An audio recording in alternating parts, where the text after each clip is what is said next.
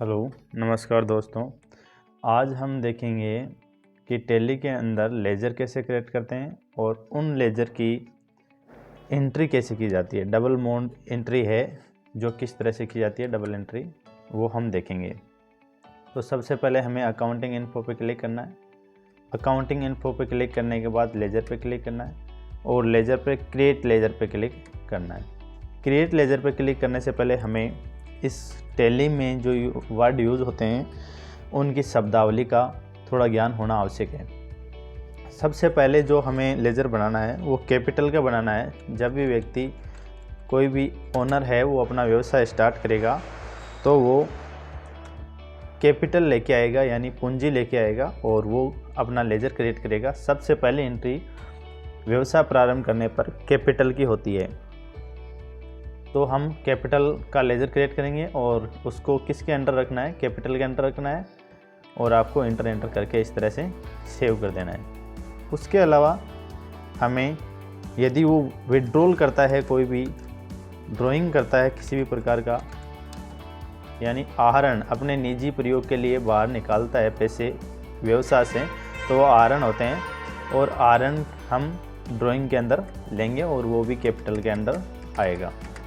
उसके बाद यदि उसने व्यवसाय स्टार्ट किया है तो दूसरा जो लेज़र है वो परचेज का क्रिएट होगा। परचेज और परचेज लेज़र हमेशा परचेज के अंडर आता है। अंडर ग्रुप उसका रहेगा परचेज, और परचेज के बाद वो जिस कंपनी से परचेज करेगा उस कंपनी का नाम लिखेंगे, जिसमें रहेगा राम एंड कंपनी। ये कंपनी है, इससे ये व्यक्ति परचेज करता है, इसलिए ये सन्ड्री क्रिएटर्स में अंडर ग्रुप सन्ड्री क्रिएटर्स आएगा, क्योंकि ये क्या करता है, इसे परचेज करता है। कोई भी व्यक्ति या जो कंपनी है अपने व्यवसाय से जुड़ेगी तो वो दो प्रकार से जुड़ेगी, या तो वो क्रिएटर्स होंगी या डेटर्स होगी। क्रिएटर्स कब होगी, जब हम उससे माल खरीदेंगे, और डेटर्स कब होंगे, जब हम उससे माल बेचेंगे। तो हमने ये माल परचेज की एंट्री कर ली और क्रिएटर्स की एंट्री कर ली। उसके बाद हमें श्याम सेल्स के नाम से मैंने लेज़र क्रिएट किया है, और शाम जो सेल्स है उसे मैं माल बेचूंगा, तो माल बेचूंगा तो ये डेटर्स में एंट्री होगी। अंडर ग्रुप इसका डेटर्स आएगा। और एक मैंने बना दी है सेल की। सेल हमेशा सेल के अंडर आता है, तो इसको सेल के अंडर रखना है।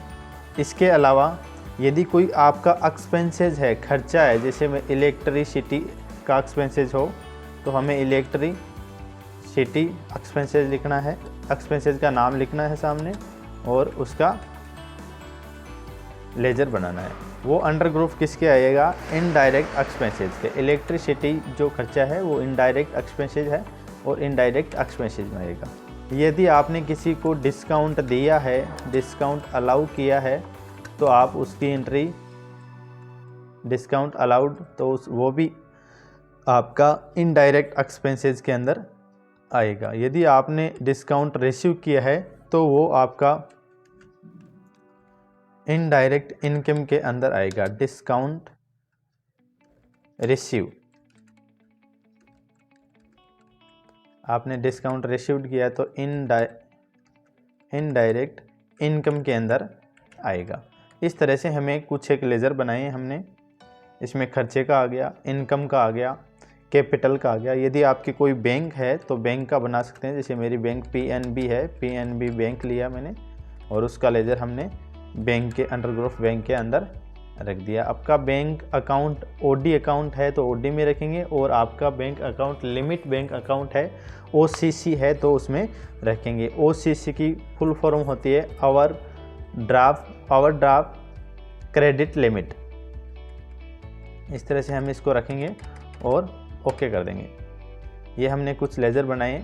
लेज़र आपको क्रिएट करने के बाद आपको कंपनी की एंट्री करनी है, और एंट्री करने के लिए आप क्या करेंगे, सबसे पहले अकाउंटिंग वाउचर के अंदर एंटर करेंगे। और अकाउंटिंग वाउचर में सबसे पहले जो एंट्री होगी, जैसे मैंने आपको पहले बताया कि कैपिटल की होगी, और कैपिटल की होती है रेशियो के अंदर।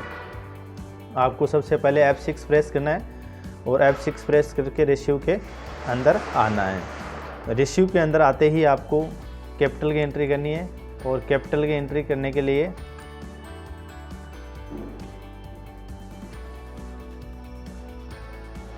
₹1,00,000 लेके आ रहा है। 1 लाख, और ये कैश में आपका बैलेंस आ गया। Cash account DR2, cash account DR2 capital.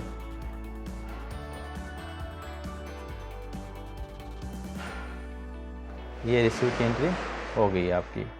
इसके बाद आपको क्या करना है, परचेज करना है। तो परचेज के अंदर आपको तो इस तरह से आपको एंट्री करनी है कैपिटल की। उसके बाद हमें परचेज की एंट्री करनी है, और परचेज की एंट्री करने के लिए F9 प्रेस करना है। F9 प्रेस करके परचेज के वाउचर में आ सकते हैं।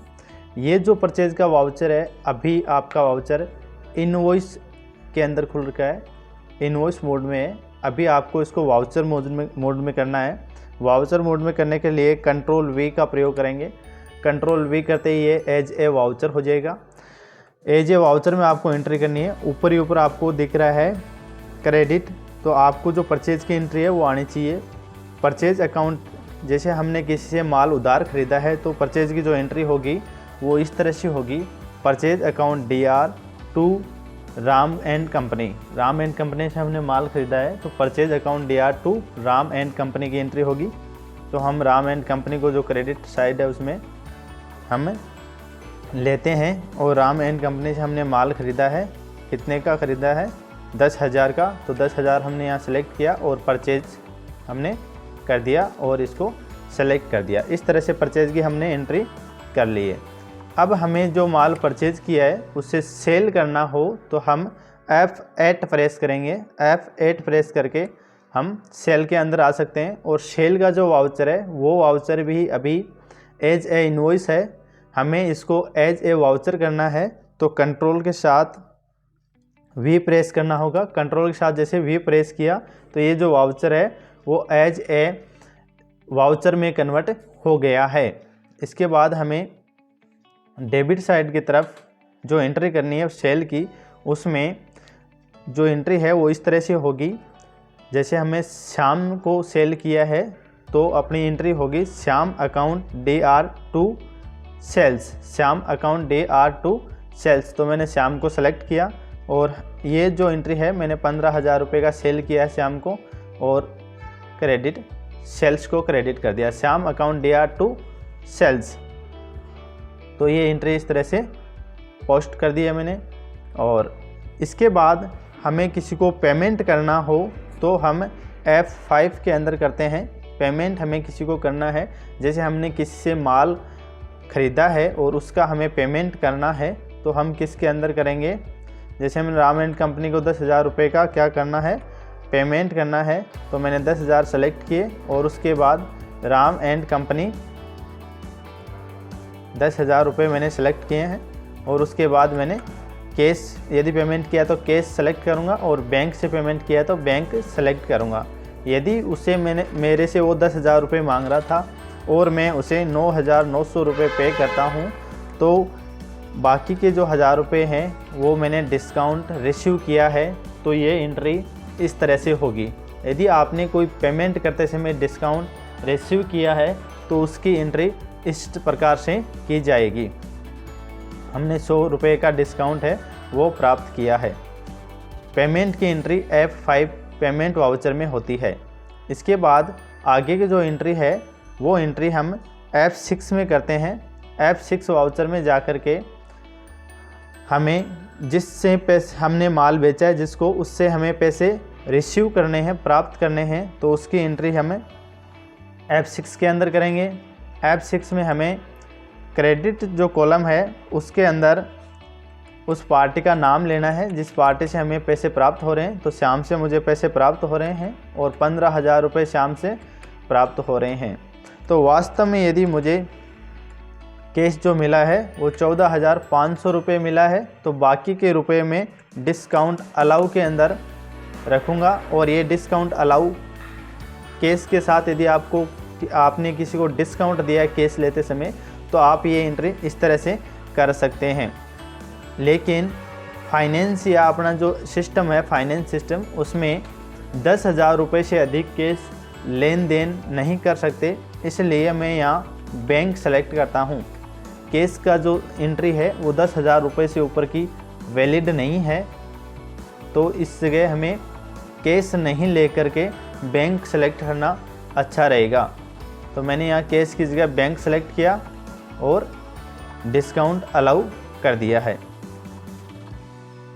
और इसको मैंने सेव कर दिया है।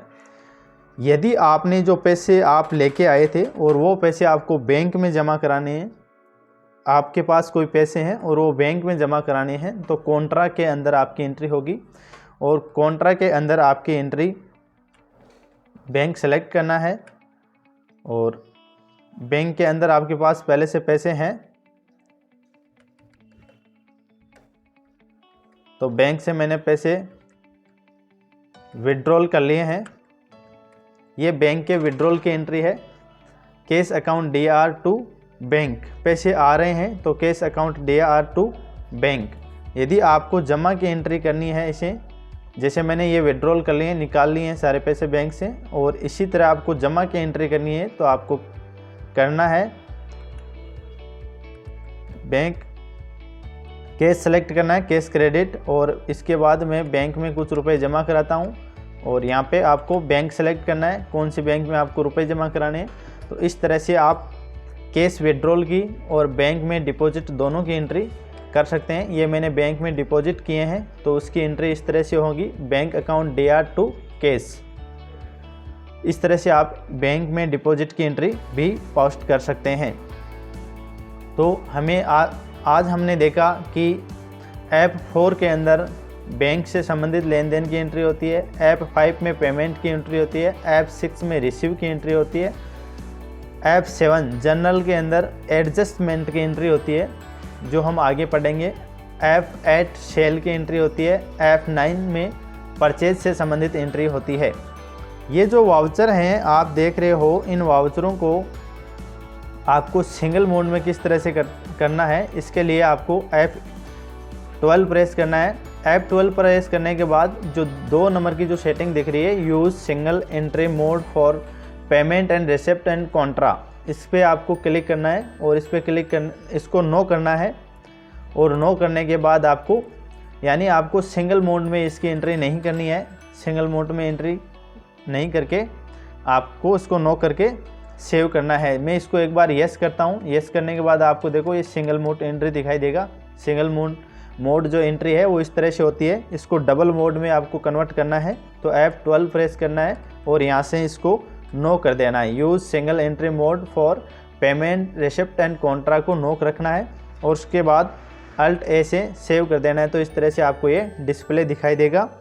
और इसके अलावा यदि सेल और परचेज का जो वाउचर है उसको आपको एज ए वाउचर की तरह देखना है तो कंट्रोल के साथ V प्रेस करना है। तो ये जो वाउचर है वो एज ए वाउचर की तरह दिखेंगे। आज हमने कुछ एक बेसिक एंट्रियाँ सीखी हैं जो वाउचर के अंदर की है। बहुत ही बेसिक एंट्री थी और विदाउट इन्वेंट्री के हमने एंट्री की है। और कुछ एक हमने क्या किए हैं, लेजर क्रिएट किए हैं। प्यारे दोस्तों, सभी लेजर इसी तरह से ही क्रिएट होते हैं, एक ही तरह से क्रिएट होते हैं। आपको बस अंडर ग्रुप का ध्यान रखना होता है। थैंक यू, धन्यवाद।